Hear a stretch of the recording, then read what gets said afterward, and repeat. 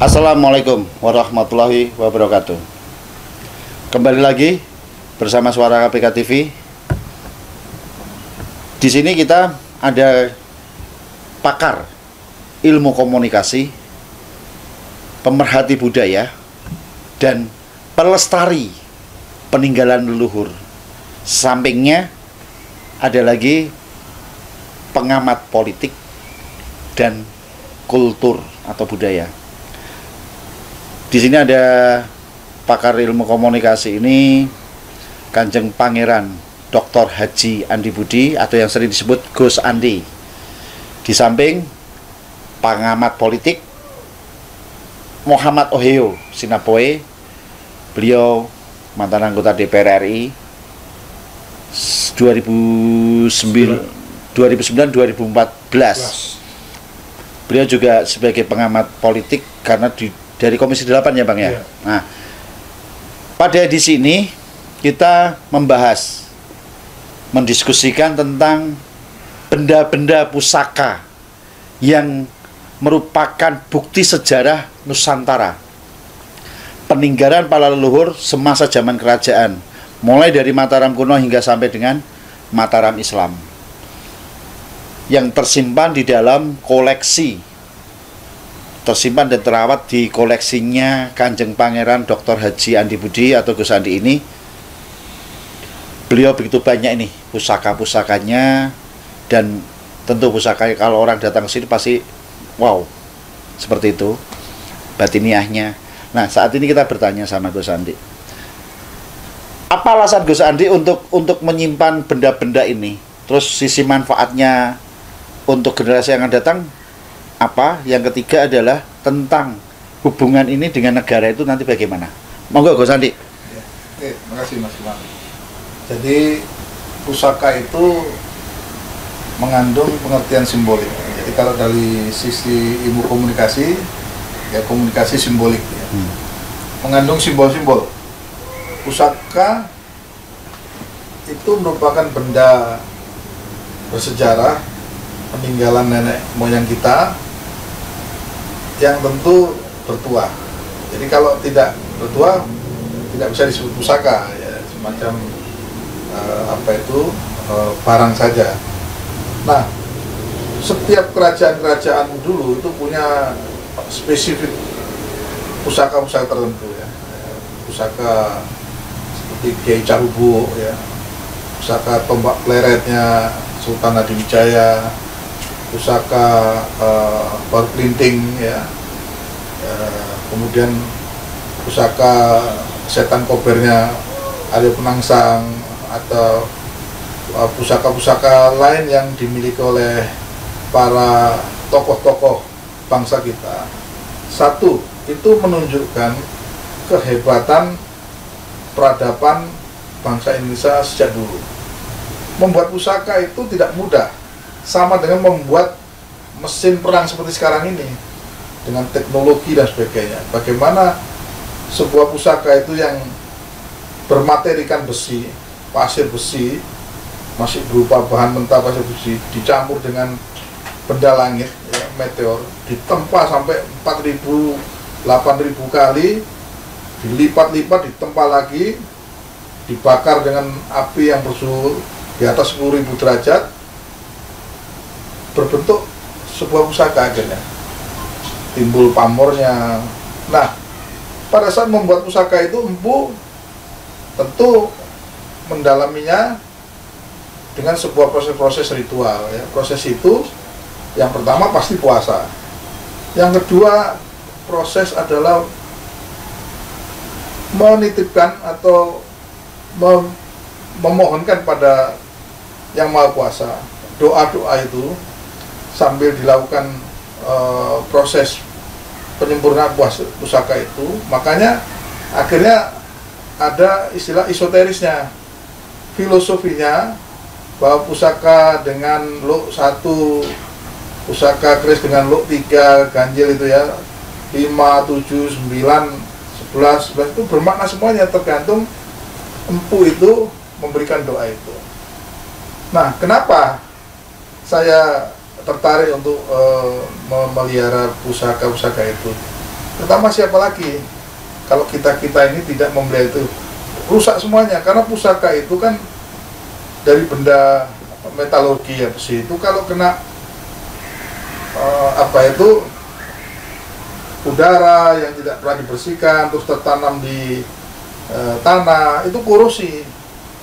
Kalau pusaka itu diberikan tempat khusus, diberikan tempat yang baik, terus tiap tahun dibersihkan ya, di minyak dan sebagainya, akan menjadi peninggalan yang awet yang bisa kita nikmati, kita lihat keindahannya, eksoterisnya.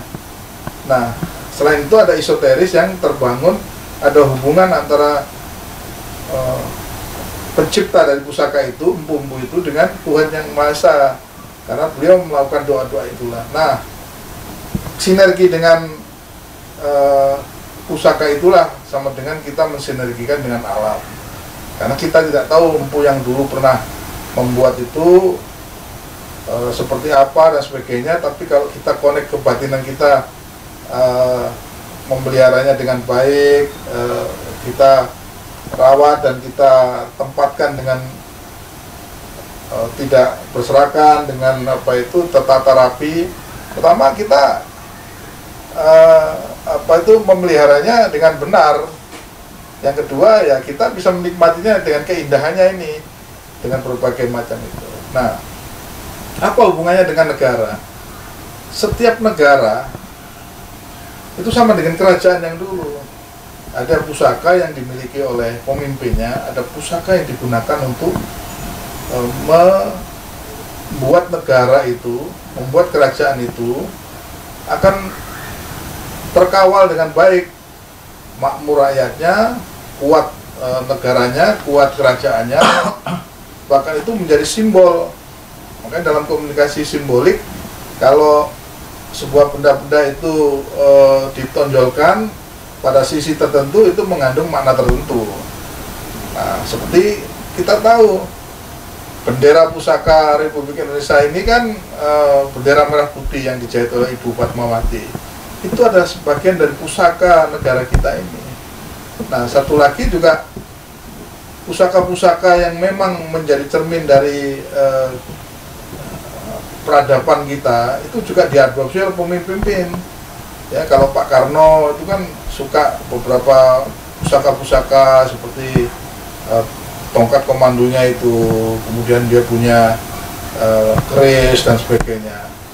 Sama Pak Harto juga gitu, buru-buru budaya dengan pusaka-pusaka keris dan sebagainya. Nah, ini adalah cermin bahwa kehidupan yang mereinkarnasi kehidupan yang dulu sebelum Indonesia merdeka itu semua mencerminkan kedaulatan daripada negara-negara itu yang diimplementasikan dengan adanya kerajaan-kerajaan itu. Ya, ada rajanya, ada wilayahnya, ada keraton, ada istananya, dan disitulah tersimpan benda-benda pusaka. Nah, satu lagi, ternyata pusaka-pusaka asli tanah air kita ini banyak dimiliki oleh negara lain, khususnya Belanda dan sebagainya. Nah, ini memang ada tanggung jawab moral kita. Bagaimana pusaka yang kita miliki kok sampai di sana? Yang satu. Yang kedua, apakah tidak mungkin pusaka itu kembali ke negara kita? Nah, tentu ini yang perlu proses ke depan. Oke. Gus, ini ketika kita bicara pusaka, kalau tidak memahami dalam konteks makna pusaka itu tadi seperti dijelaskan Gus Andi, ini ada yang menilai ini kemusyrikan. Menurut Gus Andi gimana nih? Ya, kalau kita bicara budaya itu nggak bisa disamakan dengan di agama ya. Agama beda. Ketahuan kita pada Allah itu adalah satu yang absolut, yang mutlak. Sudah nggak bisa ini. Terkait dengan budaya itu yang meliputi semua ada di alam semesta ini. Ada budaya, ada perilaku, ada peradaban, ada adab, ada karakter, ada barang-barang, peninggalan. Dan peninggalan-peninggalan itu yang sesuai dengan budaya dan adat istiadat kewilayahan Nusantara ini. Di Jawa ada, di Bugis ada, di Batak ada, di Ternate ada. Semua punya ciri-ciri. adat istiadat masing-masing yang itu menopang kekuatan NKRI kita. Jadi kalau orang ngomong musik dan sebagainya ya itu hak mereka ya. Tapi yang jelas sebagai Muslim kami ketahuitan kita adalah pada Allah Subhanahu Wa Taala, ya kan, pada Al-Quran dan Hadis. Tapi dalam konteks budaya ini adalah yang memberikan kita ketoladanan, ya, bahwa bangsa-bangsa kita sebelum bisa merdeka itu sudah berdaulat, punya kerajaan-kerajaan dan punya kehidupan, punya sistem pemerintahan. Dan ini bagian dari untuk nguri-nguri budaya, melestarikan budaya. Siapa lagi kalau bukan kita lagi? Oke, baik. Itu pemirsa yang disampaikan oleh Gus Andi tentang nguri-nguri budaya, bahwa dalam benda pusaka ini ada proses pembuatannya yang begitu dahsyat, dan mungkin negara luar belum mampu membuat pusaka seperti keris yang ditempa harus 15.000 derajat Celcius, 4.000 tempaan. Nah, ini belum bisa. Namun sayangnya benda-benda pusaka ini yang dibuat oleh leluhur kita, leluhur kita itu dulu banyak di luar negeri. Banyak yang dibawa lari ke luar negeri seperti Belanda, Jepang, dan lain-lain di masa penjajahan. Nah, selain itu, ketika memang bicara kemusyrikan, tadi sudah dijelaskan oleh Gus Andi, bukan masalah musyrik dan tidak. Kita yakin hablum minallah, bahwa kita hanya tauhid pada Allah. Namun dalam bentuk karya seni dengan kekuatan alam yang dibuat oleh para empu ini berbeda. Jadi tidak meyakini bendanya, tapi meyakinkan pada Allah. Nah, saat ini di sini ada pakar budaya, pakar politik ini. Karena di sini ada hubungan luar negeri nih. Bagaimana mengembalikan pusaka-pusaka leluhur kita yang dahsyat lah. Sehingga dulu penjajah tidak bisa menguasai seluruhnya di Indonesia, tetap dikalahkan oleh budaya bangsa. Bahkan ada peribahasa, bangsa yang besar, bangsa yang tidak meninggalkan sejarah. Maka untuk mengembalikan sejarah, benda-benda itu bisa ditarik kembali. Menurut pengamat politik ini, ada hubungan luar negeri juga ini. Untuk mengembalikan itu, apa yang perlu dilakukan, dan pendapat Bang Oyo ini apa ini? Tentang untuk mengembalikan itu. Ya, kalau mungkin mengembalikan itu tidak terlalu menarik. Itu kan tinggal kita tahu ada di mana, kita paksa pemerintah sebuah negara asing untuk mengembalikan peralatan-peralatan atau pusaka-pusaka yang diindikasikan itu berasal dari Indonesia misalkan. Artinya kalau itu diambil selama masa penjajahan, sudah ada perjanjiannya di dalam UNESCO itu bahwasanya itu wajib dikembalikan kepada negara asalnya. Dan ini yang dilakukan oleh negara-negara seperti Afrika yang banyak itu, karena yang merasakan penjajahan paling besar itu ya Afrika. Jadi mereka ini sekarang menuntut banyak sekali, jangankan pusaka, jimat-jimat itu banyak gitu. Jadi banyak sekali, banyak peninggalan yang bersifat sangat esoterik, sangat unik terhadap budaya tertentu, dan itu penting. Tapi yang lebih penting begini, ini kan sebenarnya kita harus melihat dulu filsafat pusaka ini ya. Jadi ada di dalam sebuah ada di dalam sebuah penetapan UNESCO itu bahwasanya sebuah situs baru boleh dikatakan dia adalah merupakan situs yang akan dilindungi atau situs paling bersejarah kalau ada pusaka yang ditemukan di sekitar situ. Misal, kenapa pertanyaannya Gunung Padang tidak pernah menjadi domain UNESCO untuk menjaga atau menetapkan itu sebagai pusaka dibanding dengan Borobudur? Karena Borobudur menyimpan pusakanya. Apa pusaka yang ada? Reliefnya, lukisannya, batunya, macam-macam. Lah kenapa Gunung Padang tidak? Ya karena itu masih dianggap itu belum bisa menunjang sebuah tempat dikatakan situs. Nah, pusaka itu penting. Pusaka itu adalah barang yang nanti akan dianggap orang sebagai sebuah tanda atau simbol untuk menandakan siapa sih yang pernah tinggal di situ. Apa sebenarnya kekuasaan orang yang tinggal di situ dengan pusaka yang dipegang. Jadi pusaka ini sebenarnya sangat penting sekali untuk dijadikan sebagai alat ukur peradaban. Sekali lagi, alat ukur peradaban. Jadi kalau seorang ahli arkeologi ya, dia mau melihat segala sesuatu dari peradaban, bagaimana cara mengukur, itu yang dia cari pusakanya, karena pusaka itu biasanya disimpan rapi. oleh si pemegangnya atau pemiliknya dan turun-temurunnya.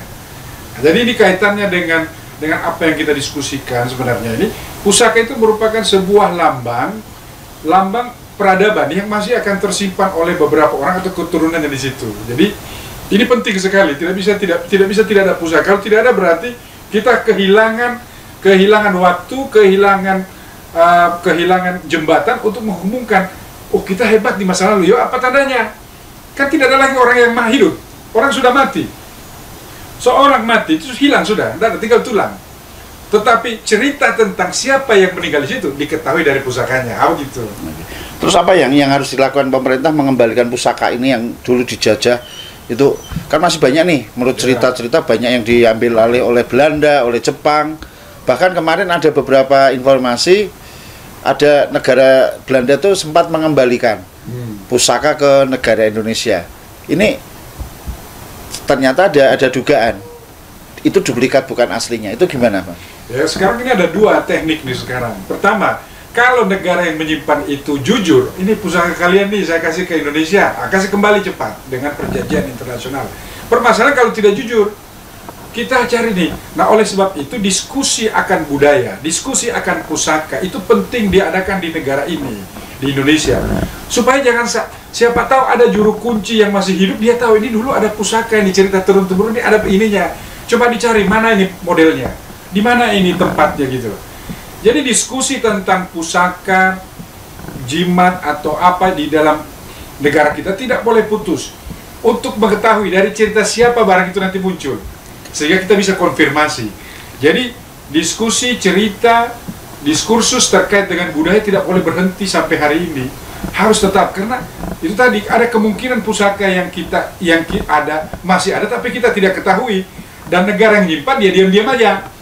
Nah, kalau kita tahu, kita bisa trace, kita bisa lacak siapa yang ada di sini terakhir, Belanda mana yang ada, kita bisa cari itu.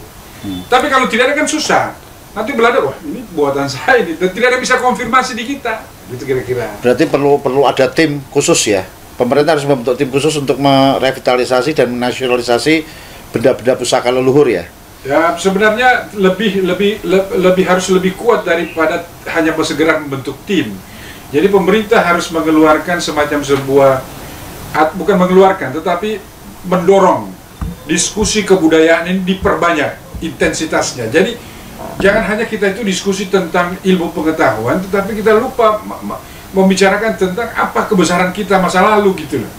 Okay. Ilmu pengetahuan itu kan sifatnya futuristik, nanti ke depan. Belum tentu terjadi, tapi kita sudah bisa mempertimbangkan. Tapi apa yang terjadi ke belakang sudah pernah terjadi. Nah, siapa yang bisa menghubungkan ini? Jadi artinya gini, sederhananya, masa depan ditentukan oleh masa lalu. Kita lah yang harus menjembatani. Itu kira-kira. Oke. Nah, kembali kepada Gus Andi nih. Ini kan terlihat nih Gus, banyak pusaka, banyak jenis-jenis. Menurut Gus Andi, pusaka yang bagus, punya nilai seni yang indah dan mungkin secara batiniah ada hal yang berbeda energi alamnya. Saya kok melihat di belakang ada tuh Gus. Iya. Jadi pusaka itu kan tergantung siapa pembuatnya. Dan waktu itu siapa yang memegang. Kemudian di era kapan pusaka itu dibuat ya.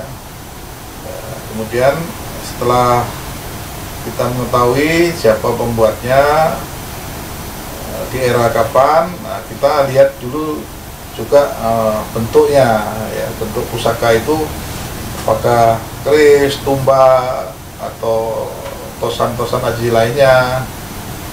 Nah, dari kedalaman esoterisnya itu akan kelihatan muncul pamornya seperti apa. Kalau pamornya itu terkait dengan wahyu tumurun, ya, itu ada kaitannya dengan nanti bagaimana pemimpin itu bisa terilhami ya dengan ketokoh-tokohan para pendahulu kita. Kemudian juga ada yang terkait dengan udan mas ya. Udan mas itu berbentuk seperti bulat-bulat panjang, banyak dan sebagainya. Nah, itu doa empu yang membuat namanya emas ya sesuatu yang berharga. Udan berarti hujan ya banyak, sehingga itu bercirikan rezekian. Kemudian ada washing wuta ya, washing wuta ya, wash itu kan beras ya, tumpah. Jadi seperti rezeki yang tidak pernah putus ya. Kemudian ada juga pusaka yang terkait dengan mungkin belarak sineret ya, untuk keteguhan hati dalam kita mensikapi sebuah fenomena, sebuah permasalahan itu kuat, dan kalau kita makin kuat maka seluruh permasalahan itu akan tersingkirkan. Ada juga yang pamor singkir, ada pamor melatih rinonse, ada juga yang pulau air ya, pulau teta, macam-macam. Dan setiap pusaka tidak sama. Walaupun kita punya ratusan ya, misalnya 200 pusaka, tidak ada pusaka itu satu dengan yang lain itu sama. Pasti itulah berbeda, hebatnya ya? Pusaka itu diciptakan tidak dalam bentuk massal. Beda dengan senjata perang kita sekarang ya, senjata FN ya, misalnya tembak itu pasti sama bentuk karakternya. Kalau ini enggak, ini ditempa satu persatu dengan doa khusus dari pembuatnya, sehingga satu pusaka membutuhkan waktu yang lama dan pasti akan berbeda dengan pusaka yang lainnya. Nah, saya ada beberapa pusaka yang tentu ini ada kaitannya dengan kerajaan Majapahit, dan tentu ini punya nilai filosofi yang tinggi ya. Kerajaan Majapahit adalah kerajaan besar, dan disitulah puncak dari Nusantara ini ada, sehingga saya meyakini kalau tidak kita rawat, siapa lagi? Dan orang-orang seperti saya sebenarnya cukup banyak, tapi belum banyak. Maksudnya masih banyak pusaka yang berserakan ini tidak terawat. Dibutuhkanlah orang-orang yang mau berempati terhadap pusaka ini. Dan ada lagi yang terkait dengan pusaka peninggalan Terah Mataram ya, mulai dari Senopaten ya, Panembahan Senopati, kemudian Sultan Agung, sampai kemudian ke Kesultanan Yogyakarta, Kesultanan Surakarta ya, era PB, era HB, macam-macam pusaka itu. Nah, dianggap itu pusaka itu pada saat sebelum Indonesia merdeka. Jadi kalau sudah Indonesia merdeka, terciptakan sebuah benda-benda seperti Tosan Haji itu masuk dalam era kamardikan. Itu umurnya belum banyak, sehingga belum bisa disebut pusaka. Tapi kalau pusaka itu memang yang sudah diciptakan di zaman-zaman kerajaan itu. Oke. Bisa ngasih contoh Gus, pusaka kira-kira apa, kayak apa tuh Gus? Kalau ada, kalau diizinkan. Nah, saya lihat satu. Nah, satu. Yang Majapahit tadi Gus. Apa yang ada di dalam sini, monggo. Yang di mana? Nah, monggo. Yang ini di dalam ini. Atau yang coklat itu nggak apa-apa. Sehingga punya. Ya, ini aja. Wow. Nah,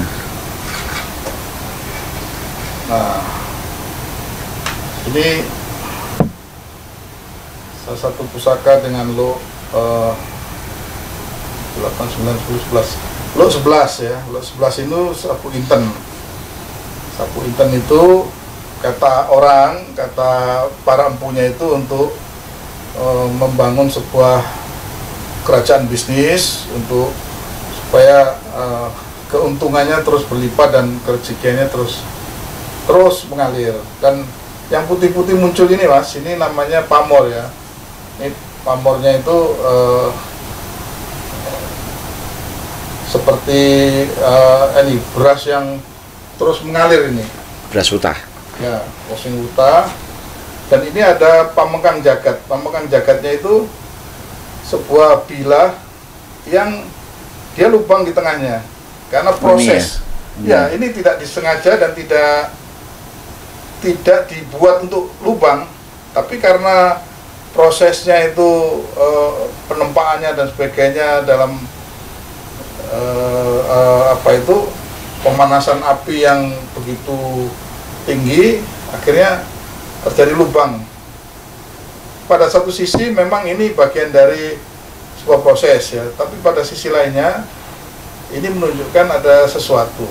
Artinya kalau ada empu yang mengatakan bahwa pusaka Pamangang Jagat ini cocok untuk tolak bala. Tolak bala dan jabatan. Tolak bala dan jabatan. Bisnisnya itu ya. Jadi lo 11 ya. 11. Memang terkait dengan looknya juga, tergantung empu juga membuatnya ini. Sabu intern ya Gus ya. Sabu intern. Nah, coba Gus. Seperti ini pemirsa, sabu intern untuk bisnis, dan di sini ada combong, lubang. Di tengah-tengah ini ada lubang. Kalau lubang disengaja kayaknya nggak seperti ini deh. Ini sudah secara otomatis dari proses seperti yang dijelaskan Gus Andi. Nah, inilah contoh-contoh pusaka leluhur yang memang sampai saat ini masih terawat. Pusaka Lok 13 Sabu Inten dengan pamor ya Gus ya. Pamor beras putah. Artinya menandakan atau memberikan makna beras putah itu rezeki yang tidak pernah terhentikan. Kayak seperti ini Bang Oyo, contoh-contoh pusaka. Karena kita menyontohkan ini kepada Bang Oyo karena Bang Oyo bukan orang Jawa, beliau orang Sumatera, orang Sulawesi Tenggara, mungkin punya senjata atau pusaka yang jadi andalan orang sana juga, suku sana juga. Lah ini contohnya salah satu yang dikoleksi oleh Gus Andi. Dan ini pusaka biasanya nggak ada duplikat, nggak ada kesamaan seperti senjata tadi ya Gus ya. Ini sedunia hanya satu, karena yang membuat punya satu, dan itu perlu proses bertahun-tahun. Mungkin itu pemirsa untuk kita bicara singkat terkait masalah benda-benda pusaka peninggalan para leluhur yang saat ini sebagian kecil, saya katakan sebagian kecil karena belum semuanya terkoleksi oleh Gus Andi. Karena kalau mengoleksi semua biayanya terlalu tinggi. Dan kita berharap pemerintah masih banyak pusaka-pusaka menurut para sesepuh-sesepuh itu banyak pusaka yang dulu dibawa lari oleh Belanda. Tadi disampaikan Bang Oyo, perlu sering adanya diskusi-diskusi budaya untuk menginventarisir pusaka apa saja yang sebenarnya dibawa lari ke luar negeri, khususnya ke Belanda, Portugis, ke Jepang. Ini apa saja, termasuk Inggris. Karena tidak ada duanya pusaka-pusaka tanah Jawa ini, tanah Nusantara ini nggak ada duanya. Mau di Sulawesi, mau di Jawa, mau dimanapun banyak berlari oleh para penjajah pada masa itu. Maka pemerintah paling tidak, khususnya dari kementerian atau kelembagaan yang membidangi, membuat tim untuk diskusi menginventarisir benda-benda pusaka yang dibawa lari seperti sebagaimana yang disampaikan oleh Bang Oyo. Mungkin bisa pemerintah juga bisa nanti berdiskusi dengan kolektor, atau mungkin bukan hanya kolektor. Beliau ini memiliki trah dari kerajaan-kerajaan, khususnya dari Brawijaya V. Demikian pemirsa yang bisa kami sampaikan, mudah-mudahan menambah wawasan, menambah ilmu pengetahuan tentang sejarah. Sampai ketemu di session yang akan datang. Wassalamualaikum warahmatullahi wabarakatuh. Terima kasih Gus Andi, terima kasih Bang Oyo.